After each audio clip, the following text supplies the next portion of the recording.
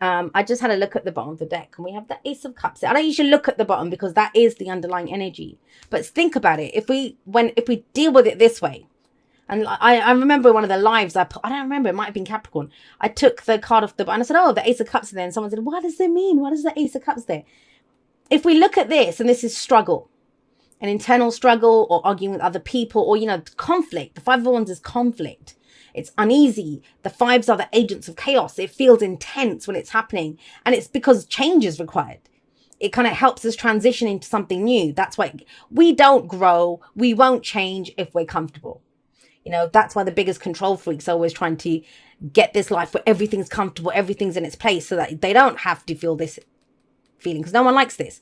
But there's a purpose. There's a reason for everything. Now, is the internal struggle about a new beginning? Emotional beginning, right? Cups are about our emotions. This is emotional growth, spiritual growth. What's in your cup? Now, I said this to Sagittarius as well. I'm going to say it to you. A lot of people are changing at a very deep level. They believe new things. They want different things. They have new dreams now. And that's kind of what's coming in. And it feels intense when that happens. And it also feels like, I don't know, when it kind of feels like, I've always dreamt that though. I've kind of studied this for 8 years to be this, I don't know, a lawyer or something. And I don't even want to do that anymore. I want to go be something else. I have a new truth, right? I'm getting ahead of myself. Let's go through your reading. But that's what your reading's saying. There's a new dream here.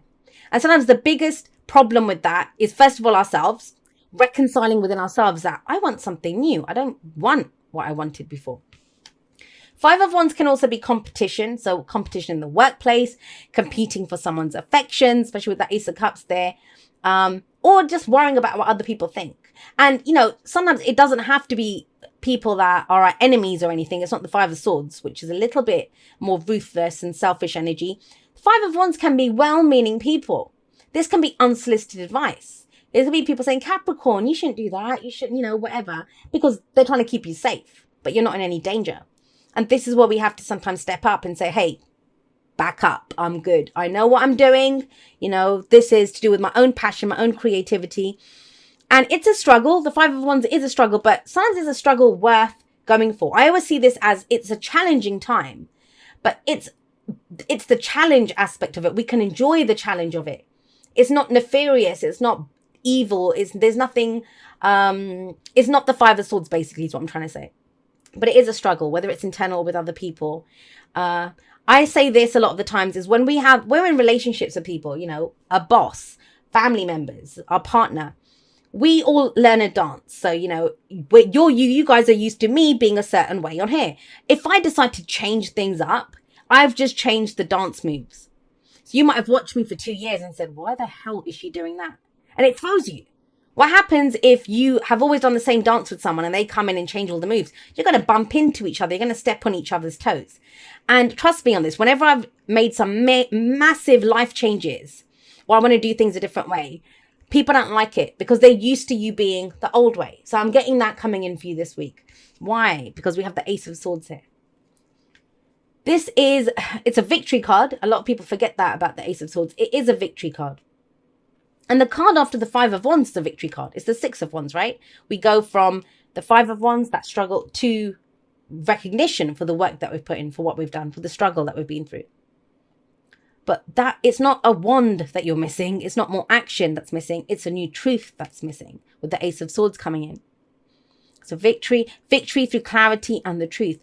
This is a new way of, a difference in your perspective, a new way of thinking. And have a look how many swords we have here. Sword, sword, sword. So I do think there's a new philosophy that's being born here. Something different. New way of communicating, speaking your truth. Something that you want to get out there. Ideas that you have about something.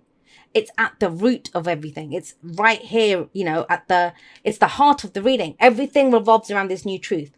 Now, it might be, it's a general reading, so it can go both ways, right? That, somebody else kind of slaps you with this truth. But I'm not really getting that. I would have wanted the Page or the Knight of Swords for that. I'm getting here, you have a new truth, and it's about you going forward with your sword of truth now. Now, think about that sword of truth. When that sword of truth comes out, there's things that, when it comes down, it cuts out a whole load of stuff. So to follow your new truth, you have to leave behind some things that are no longer true for you. And that is especially true for you when we look at the Queen of Coins or the Queen of Pentacles coming up as a past energy. That's you. Look at what you're leaving behind. You're leaving behind an old version of you, Capricorn. Now get it. The South Node's moved into your sign, and trust me, as an Aquarius sun, I know what a kick in the nuts that South Node energy is. But, I don't see things as good or bad. They just are. They can feel uncomfortable or they can feel comfortable. And we have this kind of coming in. But every time something hits us like that, whether it's the most amazing thing in the world, whether it's the most difficult thing in the world, it's going to change who we are at a core level. And that's what's coming through this week for you. You've been the Queen of Coins, the Queen of Pentacles for a very long time. Very long time. Now, I know it's earth energy. It doesn't always have to, it doesn't, I'd say the signs don't own the cards. They lend their characteristics. So what characteristic of the Queen of Coins or the Queen of Pentacles are we looking at here? The fact that she's reliable, the fact that she's dependable, the fact that she takes care of people that, that she cares about, that she loves. She's very much about that. Takes care of the family, and she makes it look easy. She puts in a lot of hard work. I always think she never gets the credit for it because she makes it look so easy. She has a cute outfit. She always looks immaculate. She's got her job. Her family looks great. And this is whether you have those things or not, but I'm trying to explain her energy. Whether you're masculine, feminine, we all have the divine masculine and feminine within us. But she is that kind of nurturing, caring. I'm going to take care of everyone. I'm going to provide physical security, stability for the people I love and for myself. She's very reliable and she usually doesn't need anyone else. If she sees the value in something, she will make it work. She will make it work. And that's your foundation. You have that at your core. That's who you are. But there is a new layer coming in. There is a new truth coming in. Of course, what happens with that? We have the Queen of Swords here. So Gemini, Libra, Aquarius energy. Again, remember, they don't own the card. They lend their characteristics. What does that mean? It means she's logical.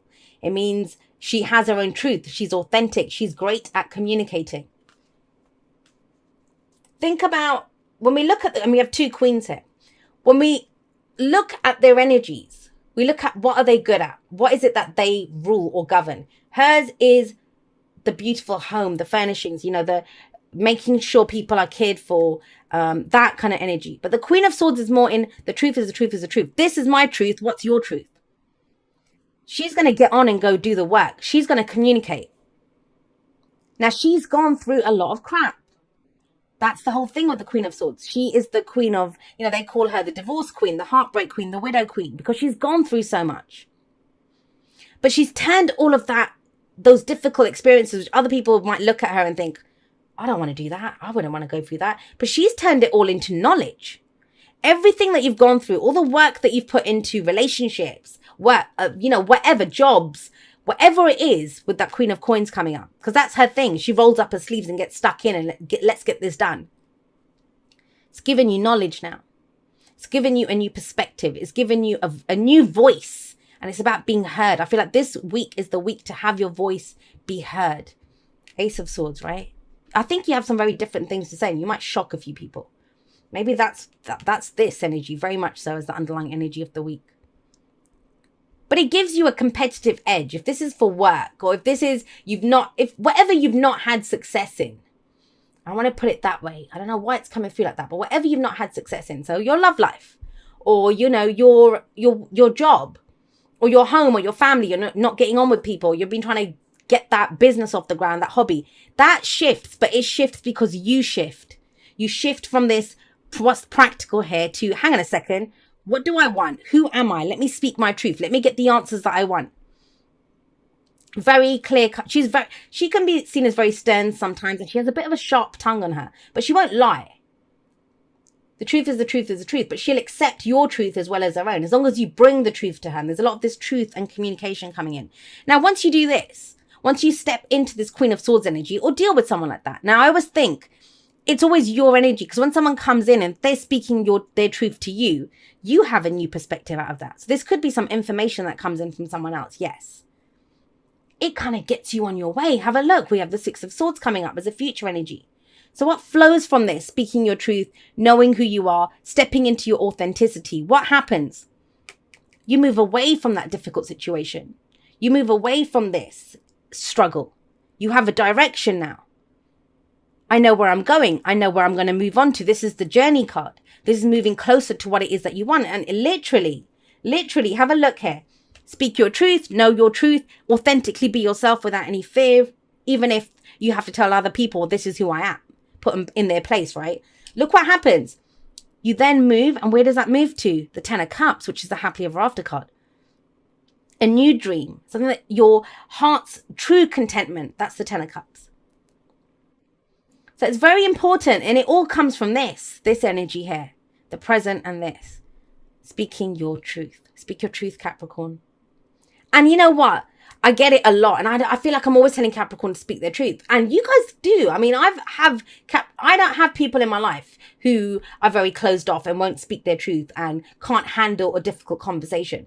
I happen to have a lot of Capricorns in my life, and I know you guys can be very straight talkers. So I'm not saying that you're not at all. I'm not implying that whatsoever. But it's about speaking your new truth.